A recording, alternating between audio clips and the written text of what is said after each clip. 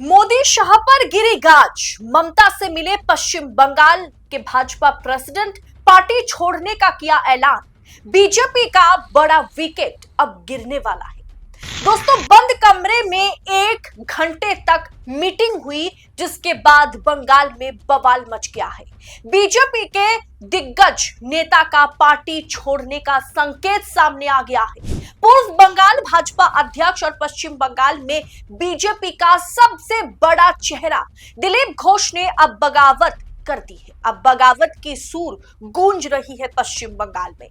ममता बनर्जी की सरकार ने दीघा में पूरी जगन्नाथ मंदिर की तरह जगन्नाथ जी का जगन्नाथ धाम बनाया है, मंदिर बनाया है, जिसका 30 अप्रैल को अक्षय तृतीया के दिन उद्घाटन किया गया है। और उस उद्घाटन समारोह में ममता बनर्जी ने पक्ष और विपक्ष के सभी नेताओं को इनवाइट भी किया था।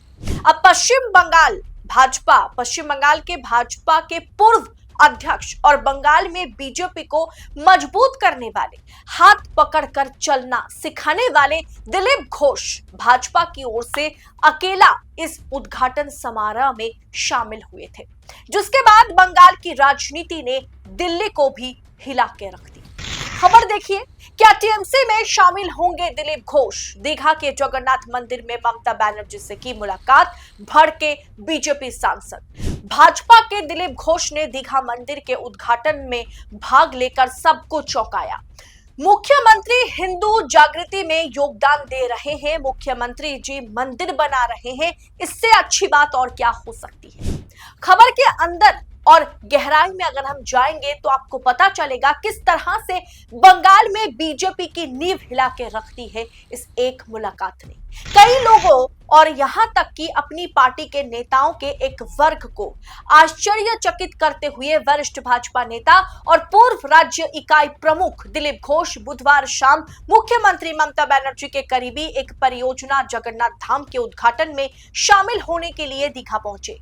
घोष अपनी नवविवाहित यानी उनकी जो न्यूली मैरिड वाइफ है रिंकू मजूमदार के साथ वो वहां पहुंचे थे और उन्होंने कार्यक्रम से इतर जो है मतलब कार्यक्रम में शामिल होने के अलावा वो तृणमूल कांग्रेस सुप्रीमो ममता बनर्जी से मुलाकात की। हालांकि टीएमसी सरकार ने राज्य भाजपा प्रमुख सुकांतो मजूमदार और विधानसभा में विपक्ष के नेता शुभेंदु अधिकारी को भी आमंत्रित किया था, लेकिन दोनों भाजपा नेताओं ने या किसी भी भाजपा नेता ने इस कार्यक्रम में शामिल ना होने का फैसला किया है। लेकिन दिलीप घोष इसमें शामिल होते हैं और बाकायदा मुख्यमंत्री के साथ 1 घंटे तक बंद कमरे में मीटिंग भी करते हैं। मुलाकात के बाद, इस परियोजना में शामिल होने के बाद, उद्घाटन के बाद दिलीप घोष ने मीडिया के सामने ये कहा कि अक्षय तृतीया के दिन हिंदू जागरण के लिए कई कार्यक्रम होते हैं। मंदिरों की स्थापना भी हिंदू जागरण का ही काम है। पुरी के जगन्नाथ 350 किलोमीटर की यात्रा करके बंगाल आए हैं। हम उनकी एक झलक पाने आए थे। हम खुद को सौभाग्यशाली मानते हैं। ये देखकर अच्छा लगा कि लोग जाग रहे हैं। भगवान जिसे अच्छा समझते हैं वो भक्ति के लिए हाथ चुनते हैं। मुख्यमंत्री ने यह खूबसूरती से किया है। हमें इसकी एक झलक पाने का अवसर मिला।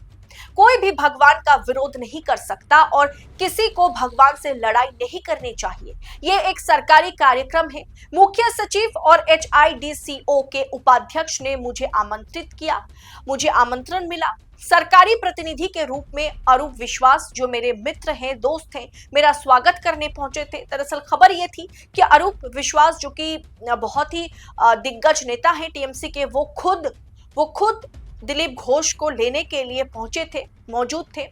इसीलिए दिलीप घोष ने कहा कि सरकारी प्रतिनिधित्व करते हुए अरूप विश्वास जो मेरे मित्र हैं वो मेरे स्वागत करने आए थे। अगर मुख्यमंत्री चाहेंगे तो हम फिर मिलेंगे, वो हमें बुलाएंगे तो हम जरूर मिलेंगे, तो हम निश्चित रूप से उनसे मिलेंगे अगर मुख्यमंत्री हमें दोबारा बुलाती है तो।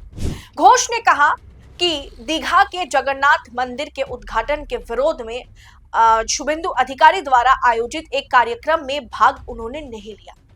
दरअसल जब ममता बनर्जी 30 अप्रैल को जगन्नाथ धाम का उद्घाटन कर रही थी और भी तमाम लोगों के साथ, तमाम मेहमानों के साथ, तब शुभेंदु अधिकारी ने भी एक कार्यक्रम रखा था और इस कार्यक्रम में ममता बनर्जी जिस जगन्नाथ धाम का उद्घाटन कर रही थी उसके विरोध में सोचिए, खुद भाजपा मंदिर उद्घाटन का विरोध करती हुई नजर आई बंगाल में, और इस मंदिर उद्घाटन के विरोध में शुभेंदु अधिकारी नेता प्रतिपक्ष भाजपा की ओर से कार्यक्रम को आयोजित किया गया था, जिसमें दिलीप घोष ने भाग नहीं लिया, उल्टा वो ममता बनर्जी के उद्घाटन समारोह में पहुंची। सोचिएगा कितनी बड़ी बात है। जिस पर जब सवाल पूछा गया दिलीप घोष से, तो उन्होंने जवाब दिया, किसी ने मुझे वहां आमंत्रित नहीं किया था, किसी ने मुझे आमंत्रण पत्र नहीं भेजा कि विरोध में शामिल होना है। मुझे दीघा में ममता बनर्जी की ओर से आमंत्रण मिला है, तो मैं यहाँ पर आ गया, इसीलिए मैं यहाँ आया और वहां नहीं गया।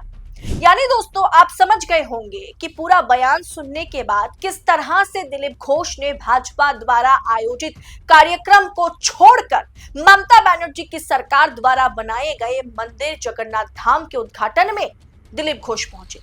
दिलीप घोष कोई छोटा मोटा नेता नहीं है दोस्तों, वो भारतीय जनता पार्टी के वो दिग्गज नेताओं में शुमार है जिन्होंने पश्चिम बंगाल में भारतीय जनता पार्टी को मजबूती से खड़ा किया है। दोस्तों, राजनीति में संकेत ही सब कुछ है, और ये मुलाकात, उसके बाद ममता बनर्जी से 1 घंटे तक एक कमरे में बैठकर बातचीत करना, ये साफ संकेत है कि बंगाल बीजेपी में दो फाड़ हो गया है, बंगाल बीजेपी टूट गई है। संकेत एकदम साफ है कि भाजपा वाले नेता प्रतिपक्ष शुभेंदु अधिकारी और दिलीप घोष के बीच एक बड़ा सा दीवार खड़ा हो गया है।